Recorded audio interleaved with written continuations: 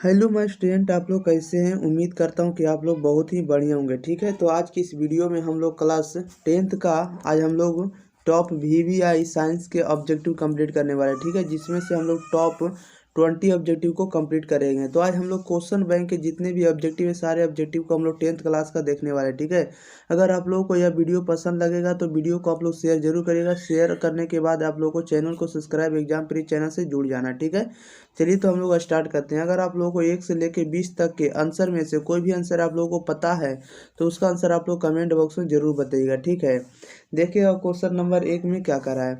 आप लोगों को प्रत्येक क्वेश्चन को बताने के लिए कम से कम 1 से लेकर 3 सेकंड का टाइम आपको देंगे। ठीक है, 1 से 3 सेकंड के अंदर आप लोगों को आंसर बताना है कमेंट बॉक्स के अंदर। ओके, 1 नंबर में कह रहा है कि सबसे कठोर तत्व कौन है, बताइएगा। आप लोग आंसर जल्दी जल्दी बताने का प्रयास करिए।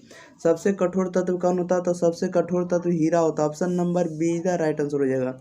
2 में कह रहा है कि डेंगू उत्पन्न करने वाले मच्छर किस तरह के जल में उत्पन्न होते हैं। डेंगू उत्पन्न करने वाले मच्छर किस तरह के जल में उत्पन्न होते हैं, तो शुद्ध जल में होते हैं। Option number be the right answer हो जाएगा।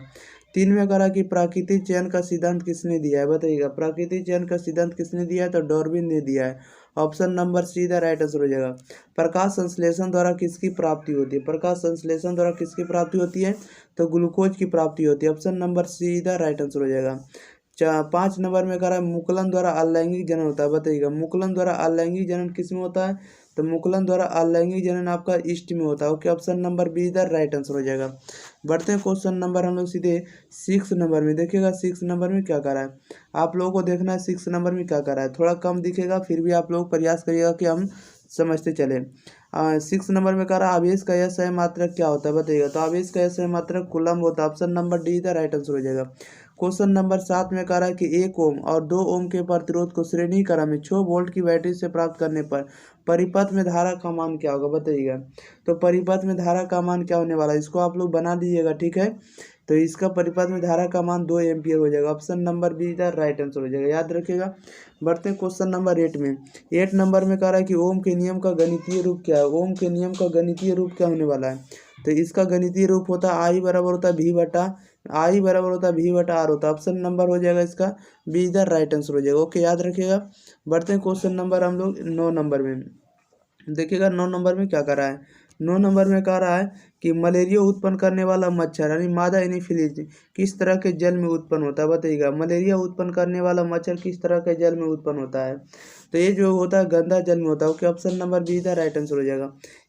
10 में कह रहा है ओजोन परत पाया जाता है, बताइएगा। ओजोन परत कहाँ पाया जाता है, तो वायुमंडल के ऊपरी सतह में। Option number be the right answer हो जाएगा।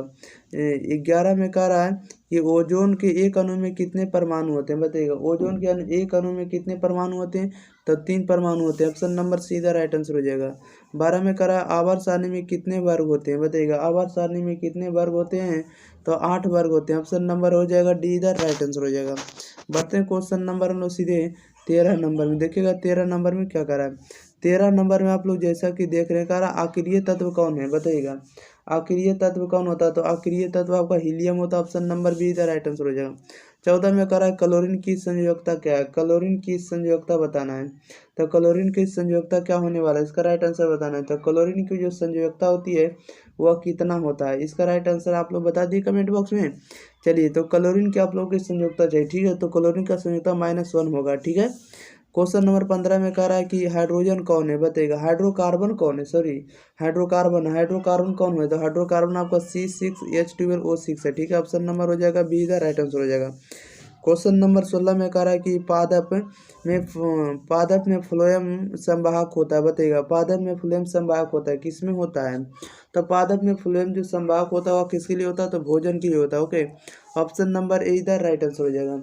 बढ़ते क्वेश्चन नंबर हम लोग 17 नंबर में। देखिएगा 17 नंबर में क्या करा है। क्वेश्चन नंबर 17 में करा है कि तंत्रिका तंतु की उत्पत्ति किस प्राथमिक ऊतक द्वारा होता है, बताइएगा। तंत्रिका तंतु की उत्पत्ति किस प्राथमिक ऊतक द्वारा होती है, तो यह जो होती है इंडोर्म द्वारा होती है, किसके द्वारा, तो इंडोर्म द्वारा। Okay, option number C right answer हो जाएगा। 18 में कह रहा है किस दर्पण से वस्तु का बड़ा प्रतिबिंब बनता है, वस्तु का बड़ा प्रतिबिंब किस में बनता है, तो अवतल दर्पण में। Option number be the right answer हो जाएगा। 19 नंबर में कह रहा है कि 2D क्षमता वाले लेंस का फोकसांतर क्या होगा, बताइएगा। 2D क्षमता वाले लेंस का फोकसांतर क्या होगा, तो लेंस का फोकसांतर होगा कितना होने वाला बताइएगा। इसका राइट आंसर हो जाएगा। इसका राइट आंसर बताइएगा क्या हो जाएगा। तो इसका जो फोकसांतर होगा वो 50 सेंटीमीटर होगा। Okay, option number C D इधर राइट आंसर हो जाएगा। 20 नंबर में कह रहा है कि निकट दृष्टि दोष का निवारण किस लेंस से होता है बताइएगा। निकट दृष्टि दोष का निवारण किस लेंस से होता है, इसका राइट आंसर बताइएगा। तो उत्तल लेंस के ऑप्शन नंबर हो जाएगा ए, इधर राइट आंसर हो जाएगा, याद रखिएगा।